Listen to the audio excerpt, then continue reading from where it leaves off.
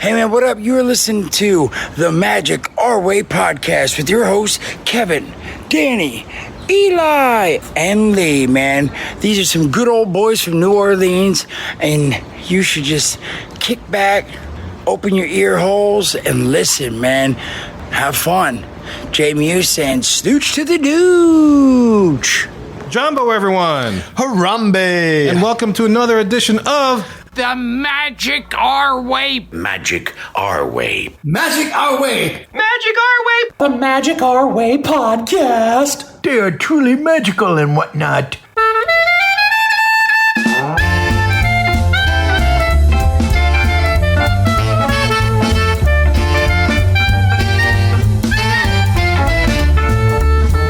Asante Sana, everyone. You are listening to the Magic Our Way podcast from New Orleans, Louisiana.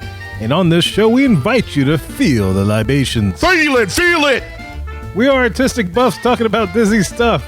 And this is a show in which every opinion is welcome. MagicOurWay.com is where you can find us for this episode. We discuss this Peltz activist investor person. And we have some listener emails. Possibly. Possibly, yeah, depending. It depends how long we ramble on for. And look, this isn't your typical polished practice Pixie Dust and Disney podcast. No, sir. We are not in the parks every day trying to tell you how Donald's Dine and Delights is because simply we're not headed to China anytime soon. That's right, Kevin. We're here to drink, talk some Disney, and apparently listen to Eli breathe. Yeah, so while you get your drink on, I'm going to get my breathe on. Breathe on. Yeah. My name is Kevin. And I'm Danny. I'm Eli. Very breathy Eli. And Lee. And hey, just here with the reminder, book with me in 23. Yeah, look at that sound. It's great. He's in studio, guys. In the Look at that. studio. Boy, this. Notice there wasn't a delay there? Nothing. Yeah. No delay, no nothing. No external background noise. Mm-hmm. Yeah, It's surreal. it's crazy. No kids running in and out of the bedroom asking for stuff. That's right. Your wife in there asking you to please her every 5 seconds. Good Lord. Give it to me, Lee. Give it to me, Lee. 5 seconds all I need. 5 seconds of fury. Put it on mute for real quick. You knocked the laptop over. And the best part is during those 5 seconds, Patches is still there. So, guys, enough of our jibber jabber. Let's go discuss some news and answer some emails.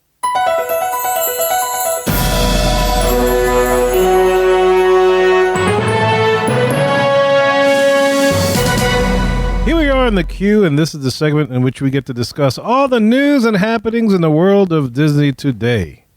And so for this particular one, we are talking about this activist investor thing, especially of one named Peltz. Is that right, Danny? That's right. Mr. Nelson Peltz, man, is a Disney proxy battle Royal Rumble for a seat on the Disney board of directors, man. Exciting stuff. Well, man, this is stuff way out of my wheelhouse, but I'm curious to know a little bit more about it. I've read some words. Some of these words are really big words. Some of these things I have no idea what's going on, but I have maybe a clue-ish.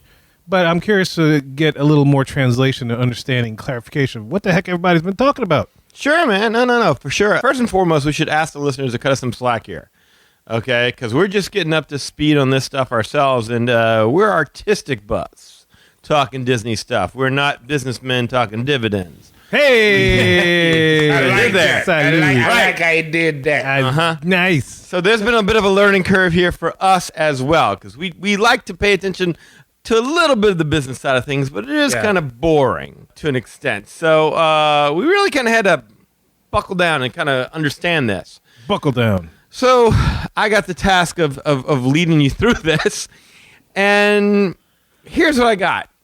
So there's a gentleman by the name of Nelson Peltz, and he's a very large Disney shareholder who is demanding a seat on Disney's board of directors. Now, apparently the boards keep saying no, but Nelson keeps saying, yeah.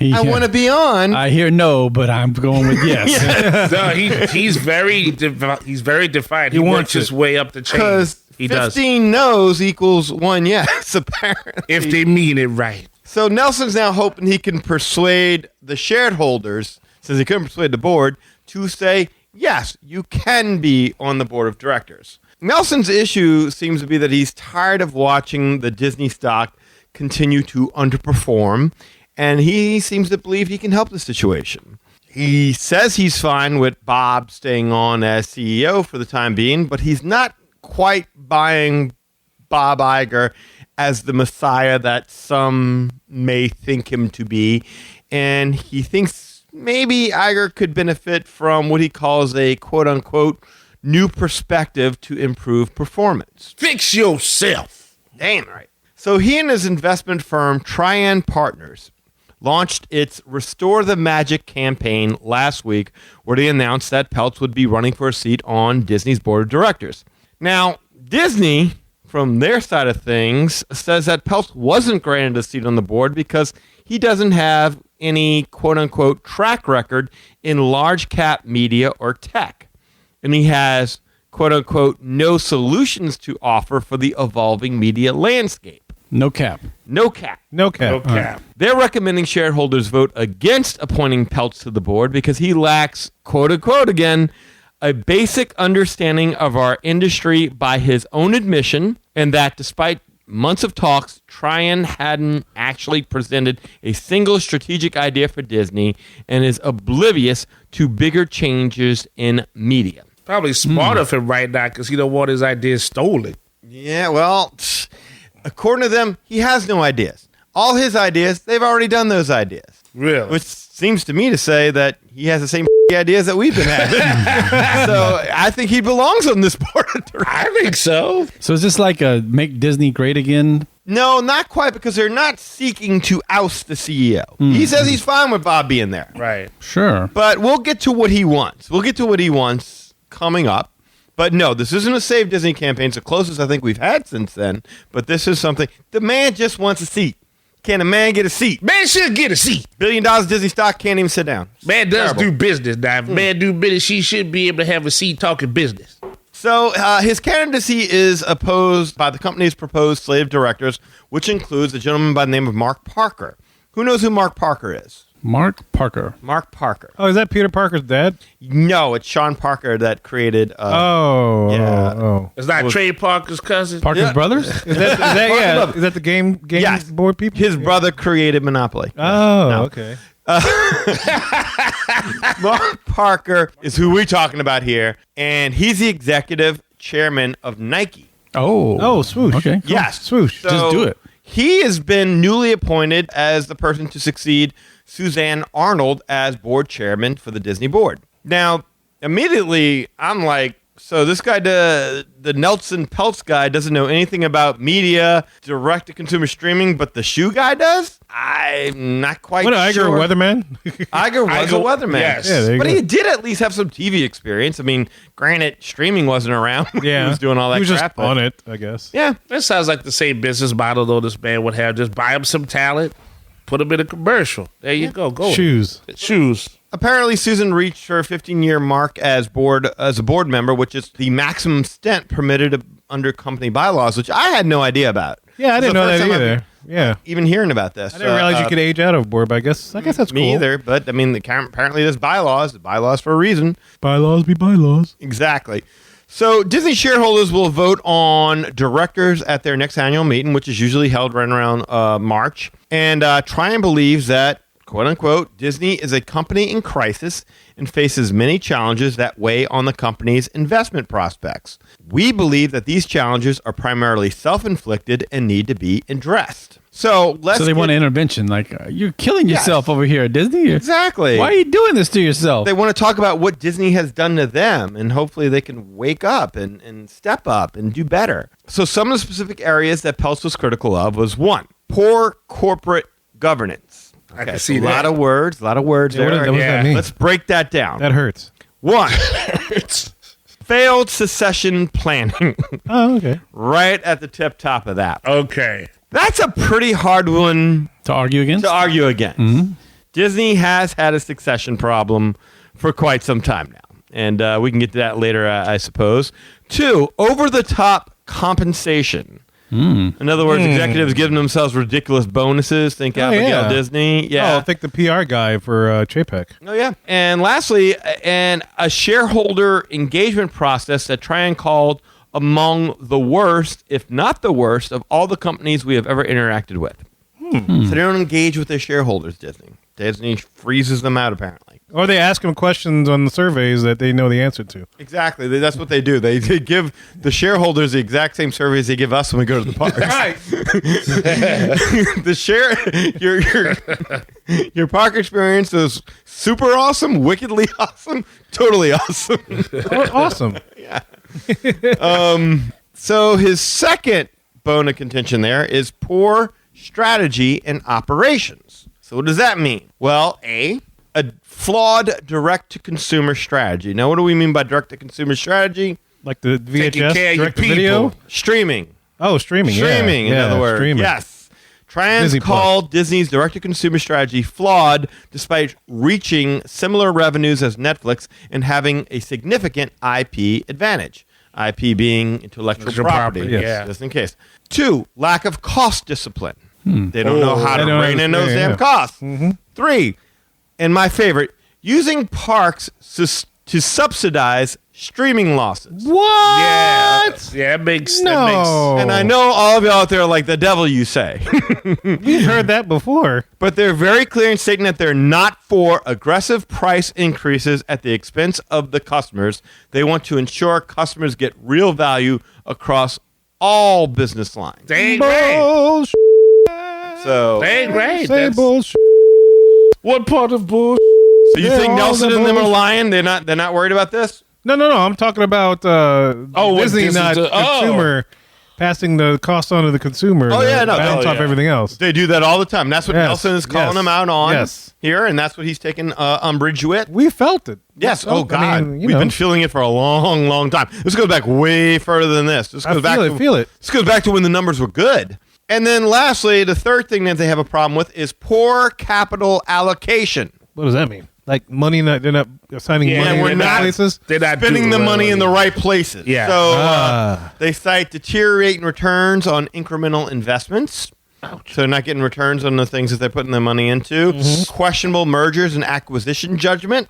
Oh, Fox. There you go. I was going to say, Yeah. do we even need to say what that's about? Oh, is that right? I was right. Yeah, no, of course. Peltz specifically, one of his biggest issues is a $71.3 billion acquisition of Fox in 2019. We did wonder that when we first reported on that news. Yeah, Like- we thought that was an insane amount of money back then. According to Peltz, he said that acquisition put the company, quote unquote, through the ringer financially. Ooh, the ringer. Through the ringer. Now, Disney has countered that the Fox assets have played a critical role in helping the company transition to streaming. And also, they said that part of the reason why Disney Plus was an out-of-the-gate success was because it offered The Simpsons, who came along as part of that Fox deal. I don't buy that for a single solitary second. Yeah, I don't buy that either. Yeah, that didn't bring me on board. I would think by the time they got The Simpsons were long since. Everyone had seen every good episode of The Simpsons and had long since stopped caring. So I think that that's a little bit of BS. But that's their questionable mergers and acquisition judgment position. And then lastly, increase leverage. In other words, eliminating the 50-plus year dividend. And so that's where it gets a little heady. So let's explain that a little bit. Basically, a dividend is a sum of money paid quarterly by a company to its shareholders. Now, because dividends are issued to shareholders out of a company's retained earnings, during financial hardships, a struggling company may choose to suspend dividend payments to preserve its financial reserves for future expenses. Yeah. Yeah. Exactly. Okay. Yeah, it's like So, saying, when business is tough, don't take the bonus. yeah. Well, some executives are still taking a bonus, That's what I'm saying, though. but the shareholders, they don't get that quarterly dividend. Yeah. No dividends. okay. Bonuses, yay. Dividends, boo.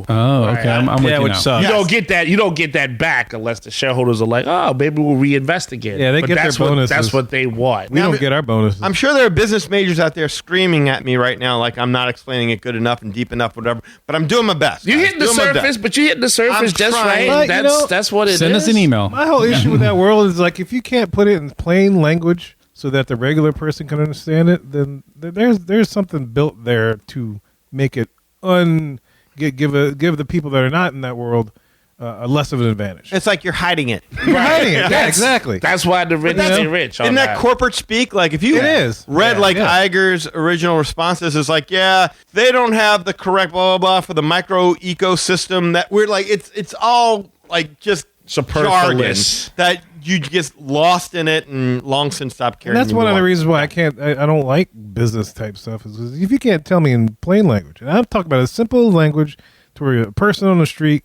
who's not a business major or whatever, or a simpleton or a working class person can easily understand, then, I mean, you're hiding something. Well, that's because you're an artist, and artists understand, like, look, you want to communicate your ideas and your perception as quickly and effectively as you possibly can. With them, it's hide it all. Well, it's hide it so that you can have the leeway to make it do what you want it to do in the end. Well, if you think that's confusing, wait until you see, not like you're going to present this, but the math that they use to break the dividends off to stockholders is crazy. Oh, I didn't have time to put all that. I was told there's no math on this podcast. No, there's no math. No, there's no math on this podcast. A long time ago, I took a course. I barely passed it. I was like, thank God, I want a piece of that again. But the math is really complicated. Like, you can figure out how to make the DeLorean go back in time before you figure this stuff out. Because they don't want you to know it.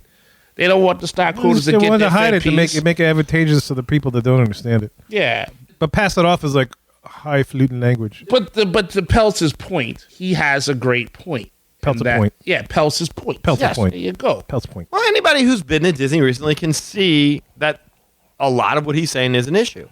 Now, here's the thing you should know about Peltz is that he kind of has a history of doing this. Yes. He's waged successful proxy battles against Procter & Gamble, Heinz. He lost one against DuPont.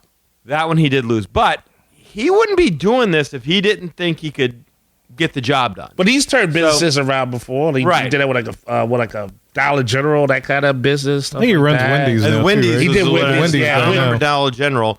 But I mean, the man is not an idiot. Right. He wouldn't be wasting his time with this if he didn't think that there was a chance that he can pull this off. Well, this is the crown jewel. Yes. Well, also, Mr. Peltz, something to be noted here, and this is where it really kind of gets interesting, is that Mr. Peltz is a longtime friend of Ike Perlmutter, who is 80 years old. He's a very, very old man. It's a Marvel guy, isn't it? Yeah, he's Marvel bigwig. Chairman and former CEO of Marvel Entertainment, as well as a significant Disney shareholder in his own right. Now, Perlmutter supposedly hates Bob Iger.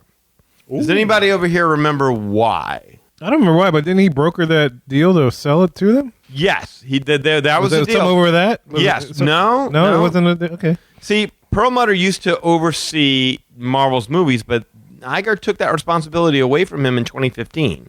Okay. Because Kevin Feige was not liking having to report to Perlmutter, and he felt like, I'm not getting the freedom to operate as I would like to operate. He ain't woke and do what I want to do. I remember this. Now you're talking. Right, gotcha.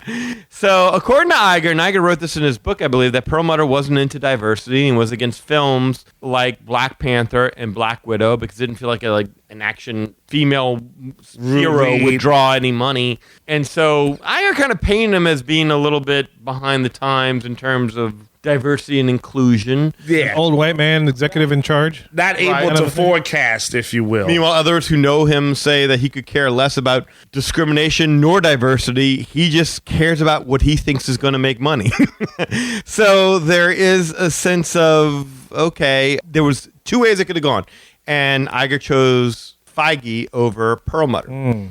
And so, only because Perlmutter, he's been a poor man and a rich man, and he chose rich every time. Right? Is that what it is? Yeah!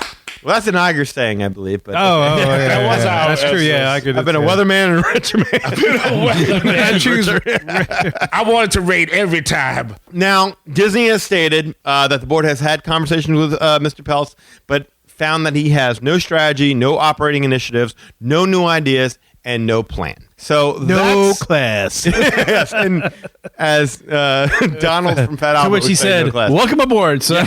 You'll fit right in."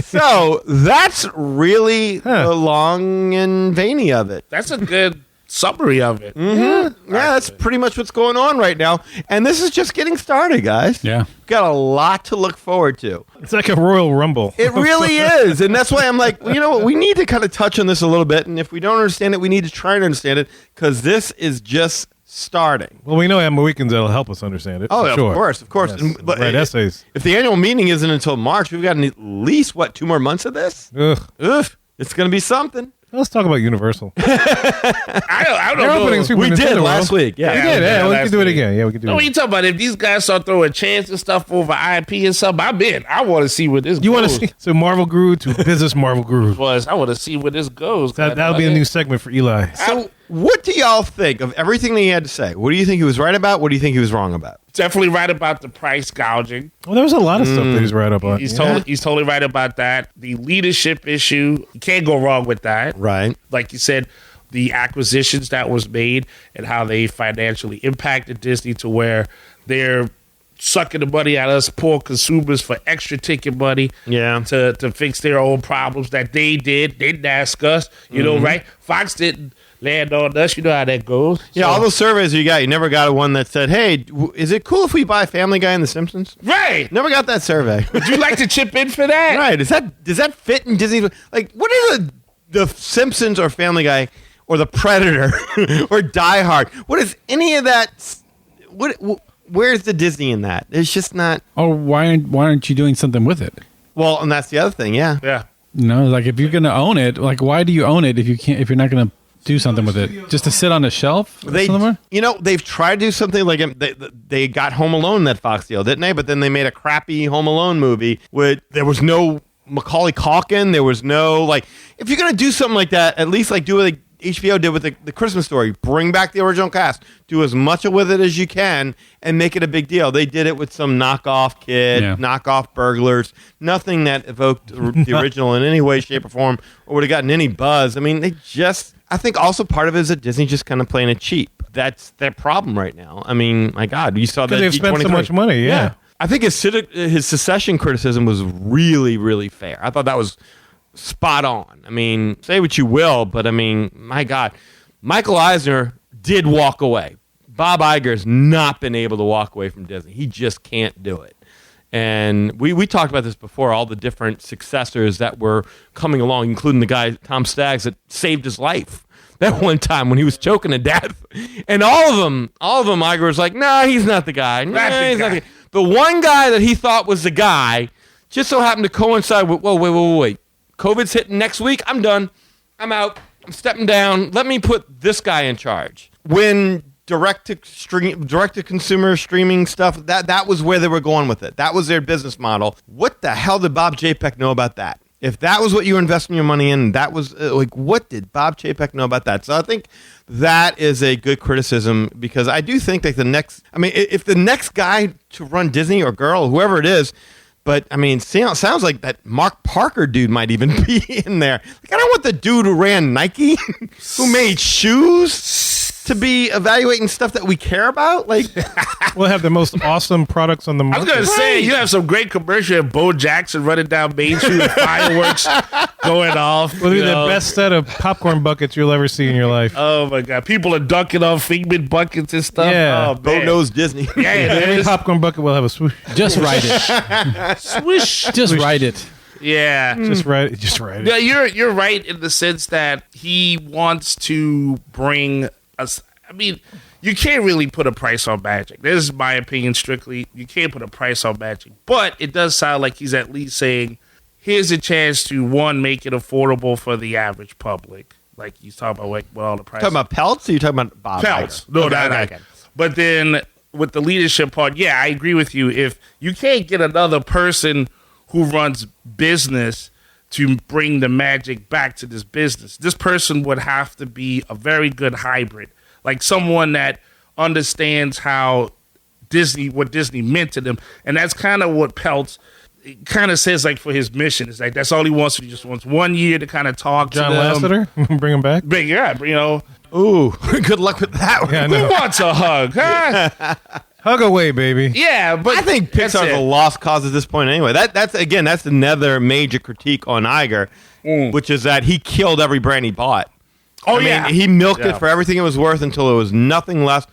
And you're seeing that, like, Pixar's a dead brand. Again, no one really knows that anymore. Star Wars is about as, I mean, best you can get is some kind of spin-off TV series out of them. I mean, botched the new trilogy. Marvel's dying on the vine. Marvel's right there on its My way. God, have y'all seen the new trailer for Quantum Mania?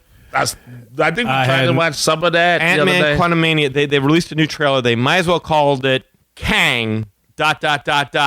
Oh, and the third Ant-Man. Because it's like they want you to understand now, okay, we're sorry. We're finally going to give you a villain that you can kind of believe in. Because the trailers are 90% Kang. It really is like they're trying to make up because they know they kind of botched this. He did, yeah. whole That's face. like the first time Kang's been in anything since Right. Loki. And I know, like, who wants to see, like, it already cheapens Kang at the first Avenger he's gonna mess with is Ant-Man. Ant-Man. I mean, my God, before that it was Loki. Like, come on, can we get a big fish? Someone that Any he can, fish. Yeah. Yes. And he can A fish mess called around with Wanda. a little- yeah. Fish called no, Wanda. It's definitely he's definitely worth a team up movie. For Fish sure. called He's- Wakanda. Right. Fish called Wakanda. Yes. I mean, like, for all of you out there who are critical of Michael Eisner or have been in the past, I'll say this. At least he didn't max out the Disney credit card, suck all the value out of a Disney vacation, and pretty much leave his successor with a mound of financial issues like Bob Iger did to Bob Chapek. Chapek, yeah. I mean, it's awful. It really is awful what we've seen Disney become. And I don't blame this dude for questioning this leadership going forward and being like, okay, look, you can be here, but I ain't filing for no more Iger banana in the tailpipe stuff. You got to be out in 2 years. I want you gone, and I want a successor worthy of the job. I don't want somebody that you handpicked. You've proven that you cannot do that effectively. Yeah. You don't even want to put in the guy that saved you from choking. Imagine if that guy went back in time and was like, you know what? Leave that dude alone. Don't worry about him. I mean, this thing over I here. bet you if he had an Infinity Stone, he would. He probably would. Exactly. I just want to play a little bit of devil's advocate. This is all very good, like it sounds good. I think we should do this. I want to bring this back. I want to bring that back. But it does not necessarily mean he has a plan to do so. Oh, we're not saying he doesn't. And so that's why I think that maybe part of the criticism is that, okay, it's very easy for you to say, we should do this. We should bring jobs back to America. But what's your real plan to do that? And I don't know if that's even his job as being on the board. I don't understand how that works. No, I'm with you. I think it is his job being on the board. If you're sitting there, like, the easiest thing in the world to do is criticize. What we're doing right here is fairly easy. Easy to criticize. It's hard to come up with a solution to the problem. So you're right in that sense. But at the same time, when the people who are still in charge are the people who caused the problem, you're trusting them to fix it. Why not give this guy a seat? Why not listen to his ideas?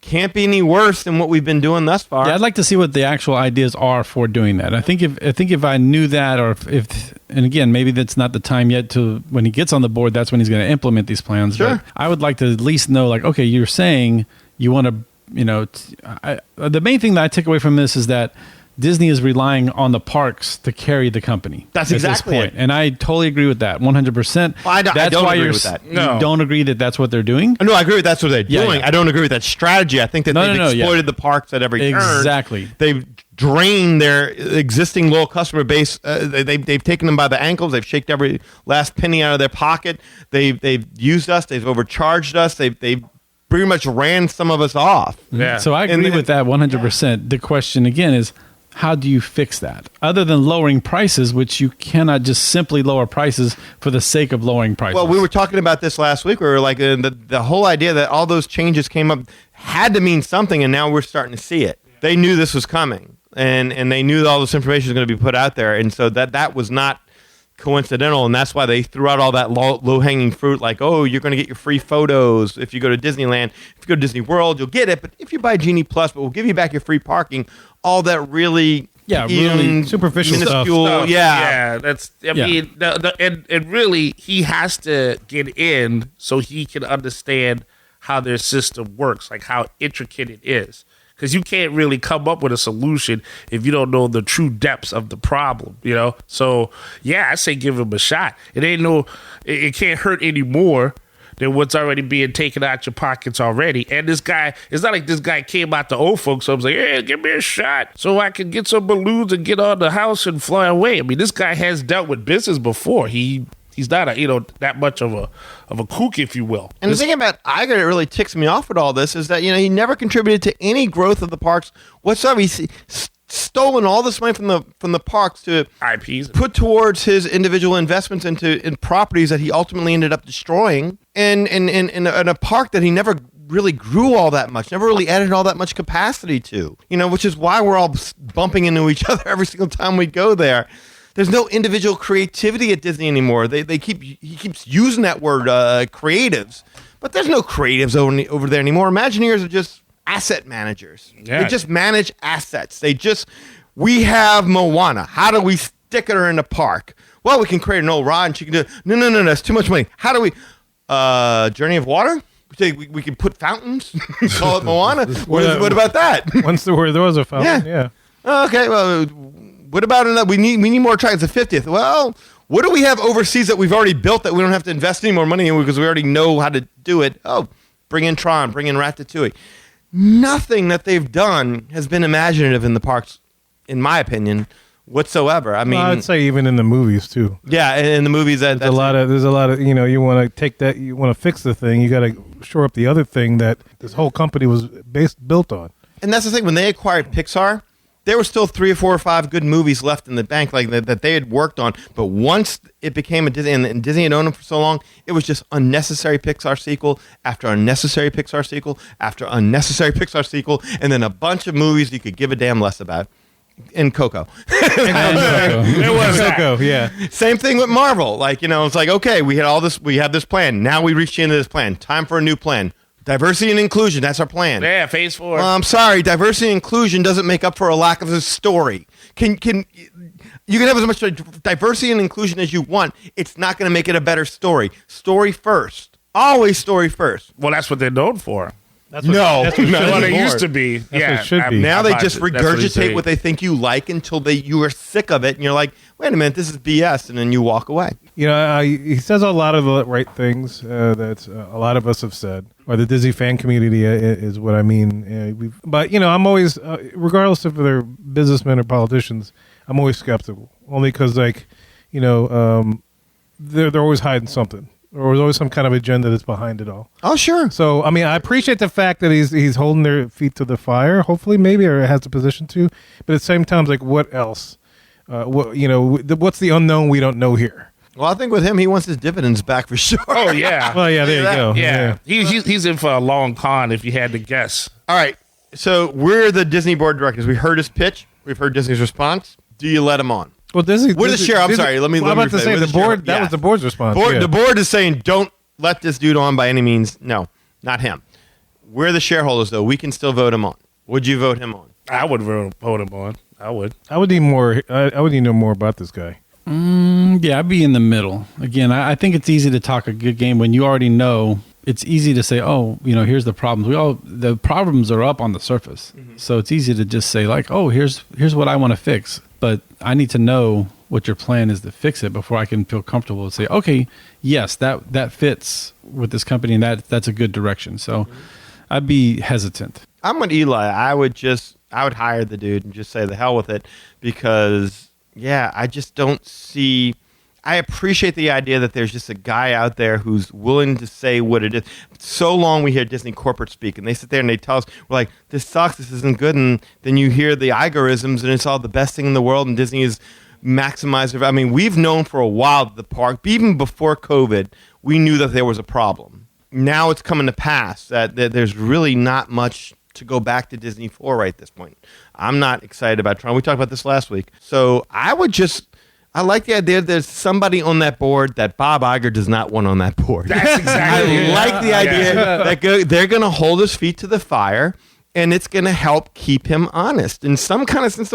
Whether his solutions get taken upon or not, we've already had enough bad ideas. Do we think Bob Iger is just going to wake up in the middle of the night and suddenly have a good one out of nowhere?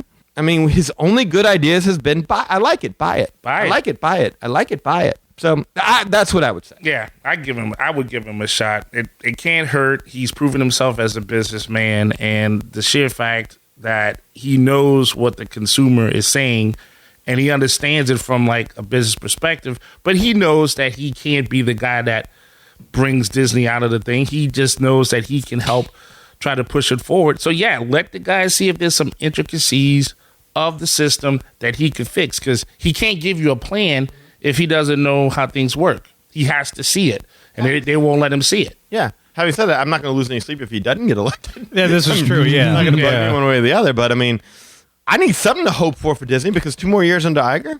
Really? Like, we're all just sitting around, just fingers crossed, like, there's more good stuff coming, right? Y'all going to do something else, right? I don't know. I don't see anything on the horizon. I don't have fingers crossed. I'm just waiting and watching. Once Buddy. once Tron opens, what's on the horizon at Disney? What is there to look forward to in the next 5 years? I mean, nothing's been announced. We know that. Well, we know it takes them that's a forever. fact. Yeah, there's nothing been announced for that. Nothing's been announced. We know it After takes that. them forever to build anything. 7 years to get a Tron coaster. They're already building a different park.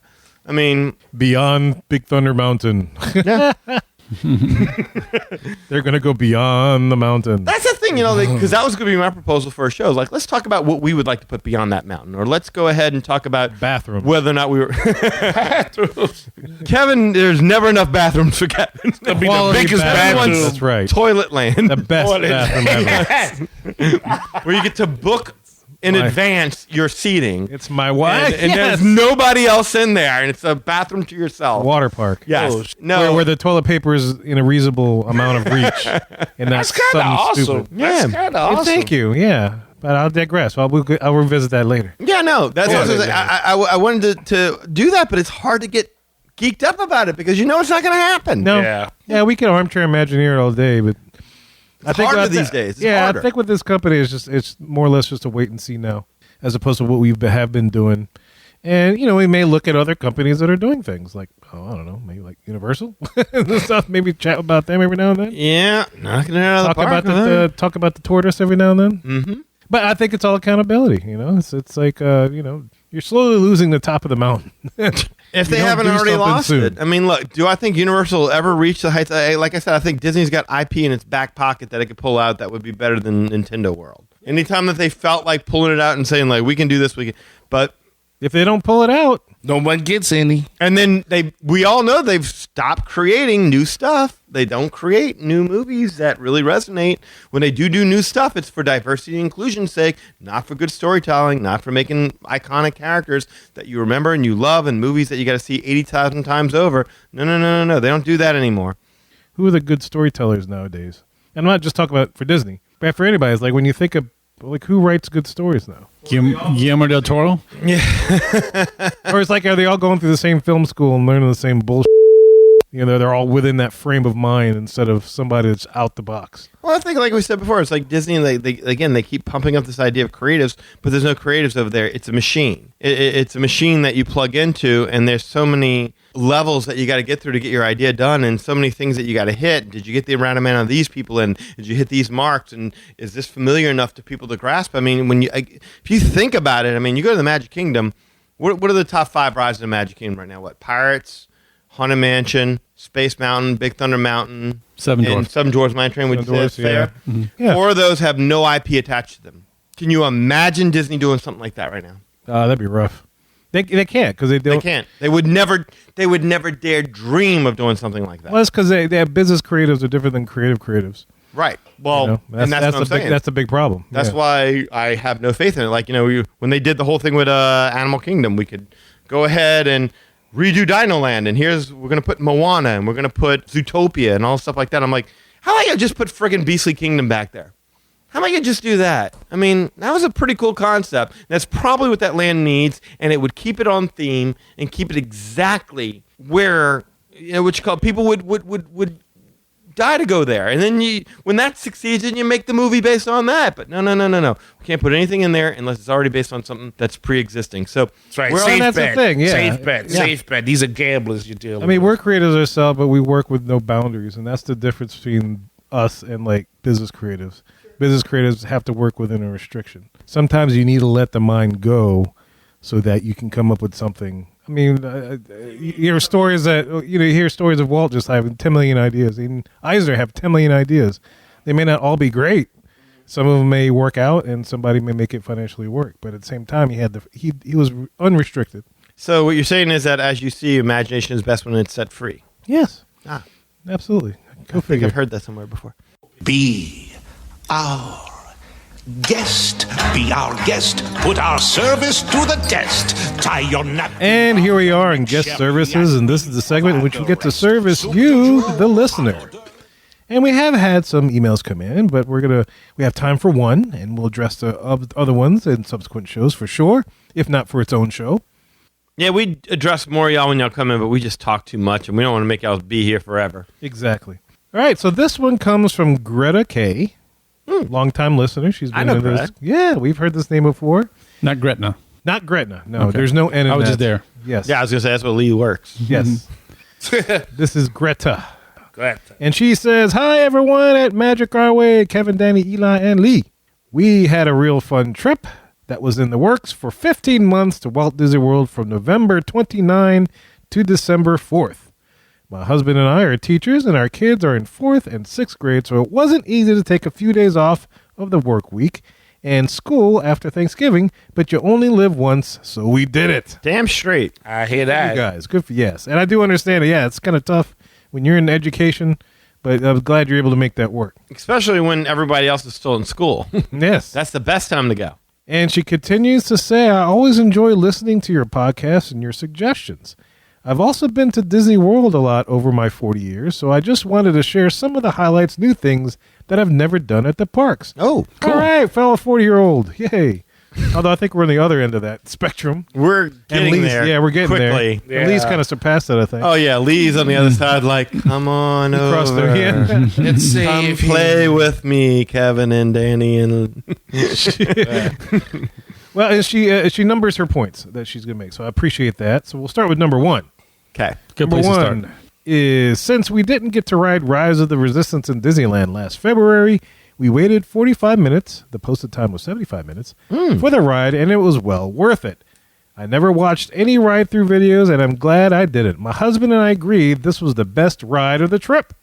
I would wait 45 minutes for that ride. 45 minutes is No nothing problem. in that ride. Yeah, easy. No I've problem. ridden that ride 4 to 5 times by now, and I'd still wait 45 minutes to ride Absolutely. it again. Yeah, that's easy. And that's funny that she said the posted time was 75, and she only waited 45. That's kind of when my trip went. Yeah, they always lie Yeah, about they that. fluff it. But hey, trust them. They're working on new things, and everything's going to work out fine. New time boards. Yes. To give you more accurate times. All right, number two.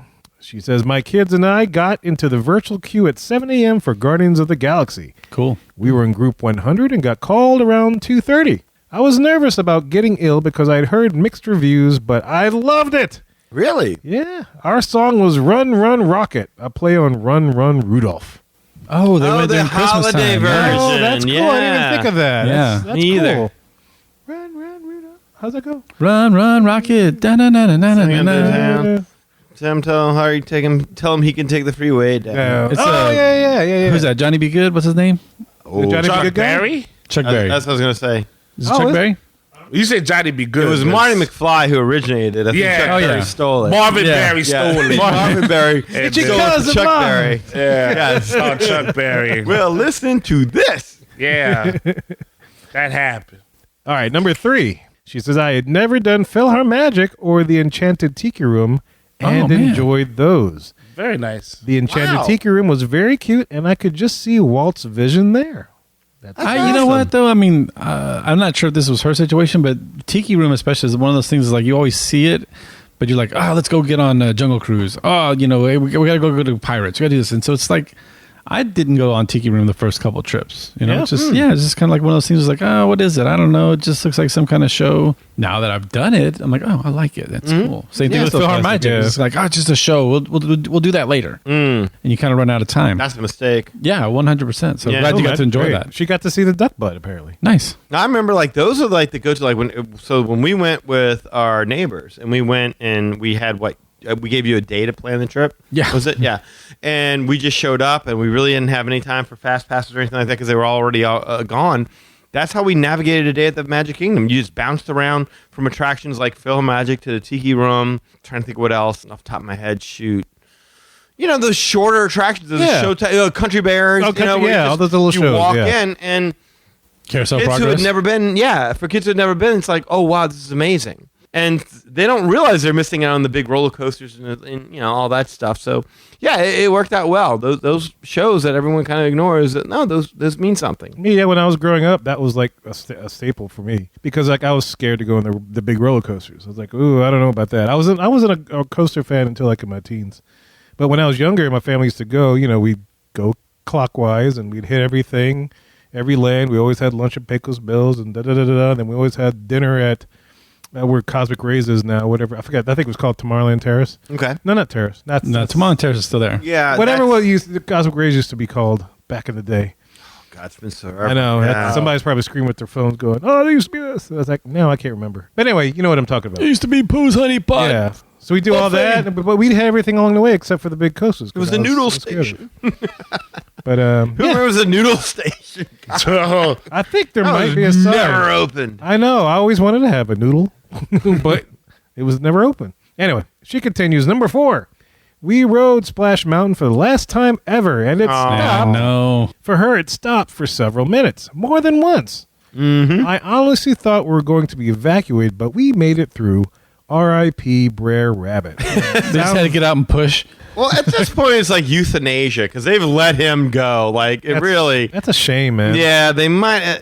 I mean, it's going out with a whimper. It really is. And it's a sad state of affairs. So I don't get it. It's like, I don't care what people think about the IP. Yeah, whatever. You have your opinions. But isn't that just bad show anyway? It is. But maybe the mindset is like, well, this is what people will remember about it. So how terrible it is. So that way when we do this new revamped version, they'll be like, look how clean and pristine and awesome it all is now. Yeah, you'll fix it all. Exactly. It's just, I don't know. That's part of the microeconomic business, whatever the friggin' 8-syllable words that Bob Iger likes to throw out. Passamaquoddy, or what was that from Bed Knobs Verse 6? Jeremy McQuazi. Yeah, just too long. Jamiroquai? Yeah, Jamiroquai. Yeah. That was a good dance that boy did, too. Apogene, something like that. I can't remember. Yeah.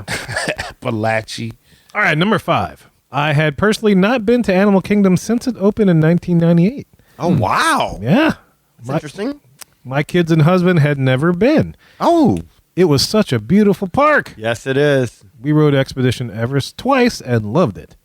The theme for the Asia area was amazing. Yes, it is. The Nemo show, the puppets, Kevin from Up, and characters on boats were also highlights. I always liked that Kevin from thing walking around. Yeah. Yeah, it's just like now when I hear Up and I hear Animal Kingdom, I cringe because I think of Flights of Wonder and what it used to be and what they did to it. How awesome that was. Yeah. True. And they ruined it by putting, what's his name? Russell? Russell's Bird Adventure. Yes. That's crazy. Yeah. Yeah, no. It's cool seeing Kevin, though, walking around. That's Yeah, that is cool. With the exception of Chester and Hester, Dinoland, oh, good Lord. Animal Kingdom is the best themed park. Not the best theme park, the best themed. It is pretty. it's very beautiful. very, very beautiful. It's- I do like it. I could just get lost. park, Get lost there. Just Right. take my time and walk around and just Look. soak it in. Yeah. Yeah, it's immersive for Yeah, sure. I could sit. I think you meant to add an H to that last word because that's generally what you do. That too. Whenever we That go to too, a park. Yeah. And along with the other animals. Just Sure. gotta let it go. All right, number 6. Going to the resorts and seeing the theming decorations for Christmas is something I want to do more of. Oh my God. Yes, yeah. you do. We visited the Poly and the Wilderness Lodge during the trip, and both were spectacular. Yes, they are. In their own right, even without the decorations. Oh, they're still 100%, yeah. spectacular. Yeah. Yeah, but the decorations just add to the splendor. I hope you made it over to Grand Floridian and check those out. Oh my That'll blow God! mine, Yeah, too. you know what? You're right. That's a Shouldn't mention that, quintessential and that Christmas. is the biggest. You have to, yeah. Oh, she's on the Gingerbread. monorail line at that point. Hopefully, she Maybe stopped. she did. She just didn't write it. Yeah. All right, number 6. Last but not least, after not even seeing an available reservation at Ohana during the 2 months prior, we walked in on our last day at 4:45 p.m. and got in within 10 minutes. What? Nice. Man, look at that. Buy a lottery ticket. She says that she had a Lapu Lapu, which was an amazing way to end the trip. I should have had another. Yes, you have. Yeah. Now you know the wonders of the Lapu Lapu that we just speak of. You often. can never have enough. And again, pro tip, if you hold on to that pineapple, it's a little less for the second one. Exactly. You When just they get the dump it, refill. yes. Yeah. You just refill the same one, it's a little less. Mm-hmm. And she continues, I don't know when we will go back to Walt Disney World for this kind of trip because, like y'all, I feel completely priced out. Yeah. Yep. But we had a great experience the week after Thanksgiving. I wouldn't exactly say the crowds were light. It still seemed crowded to me, but nothing like the actual holiday weeks. Mm-hmm. And to be honest, because I've now become a Disneyland convert, good for you, the Magic Kingdom was my least favorite park of all four. That is, Interesting. yes, that is a very astute observation. Yes, I could see that 100%. Yeah, I could totally too. I mean, Disneyland's just great. It is. It's the Magic Kingdom is nice for what it is. But Disneyland just does it so much better in such a more concise way. More concise way, that's Yes. correct. She rounds out by saying, and since I just said priced out, we're going back to California this coming February to visit my brother, and we'll visit California Adventure, where a one-day ticket with Genie Plus was $184. Oof. I'm excited, but again, we're going to have to put a hold on any further Disney trips. Yeah. Yeah. Well, hopefully, because we got this email before they announced that they're going to be those cheap Disneyland tickets. There's $108 ticket. Lee? Oh, don't make me lie. Lie to me, Lee. I think it was $108 or something like that. So hopefully the price of that ticket's gone down a little bit. Now with Genie Plus, yeah, it's probably going to go back up again. But yeah, sure. Yeah, and she finishes out by saying, thanks again for your fun podcast. Hope you all had a great Christmas season. And she also sent some pics with this email, too. Oh, did she? She did. Give me a second. I can share them on the... So here's some of the pictures that she did. Oh, it's on my phone. Oh, look at that. Yep, Oh, so it's on wow. your phone. Can you see that? Oh, yeah, that's Animal Kingdom for Yep, sure. Yeah. Animal Kingdom.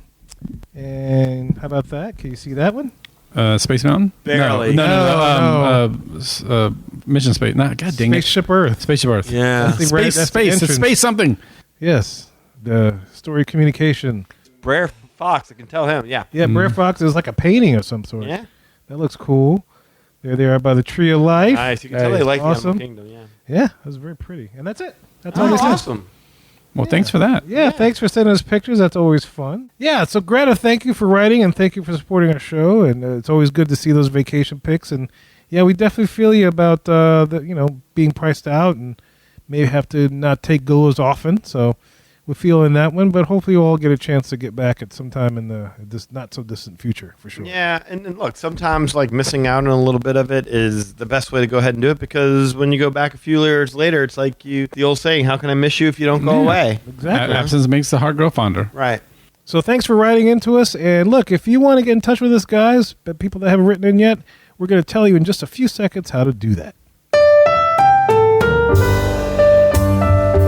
Well, guys, we hope you enjoyed that episode of the Magic Our Way podcast. And look, magicourway.com is the way to go. There you will find our social media links, past episodes, and more. Also, if you want to get in touch with us like Greta did to share your thoughts about any trips you had or anything we might have talked about, you could do so through the following ways. Shoot us an email at show@magicourway.com or call or send us a text message at 1-815-MOWEEKEND. That is 1-815- Mo Weekend.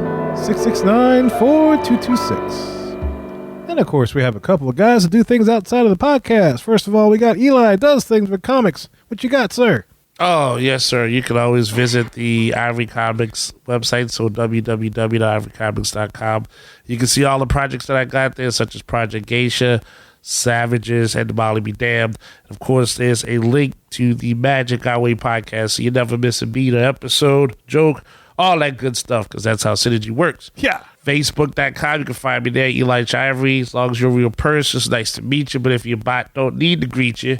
Okay, I mean, I done seen in my dick. Well, Lee was showing me one from SparkBot. I don't even know what that is, but that sounds like an arsonist. I don't want one piece of that. I'm scared.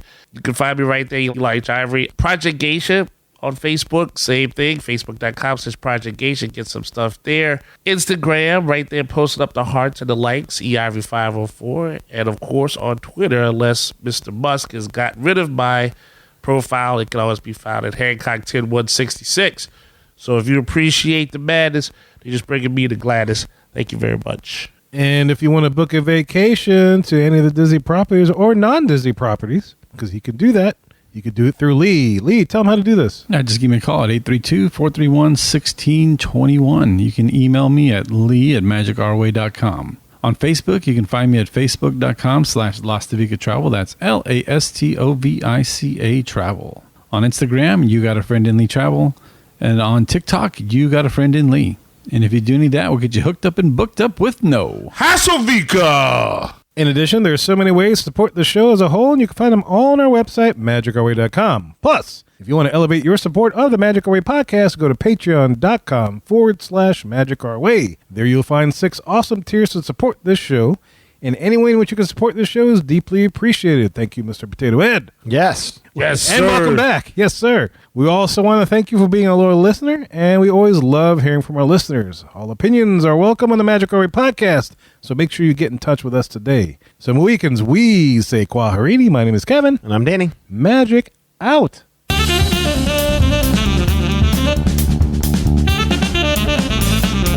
I have every intention of eating those bananas for breakfast, but I still somehow end up with Benjamins tacos. and dividends. I don't know. Okay. Okay. You got any others? Nope. That's all I got. Sure. Sorry. Tacos, nothing. Tacos and stockholders. Tacos and different area codes. Yeah. I got tacos. With stock codes. Tata holders. Stock codes. Hey, it's Lee from the Magic Our Way podcast, and when I'm not stuffing tacos down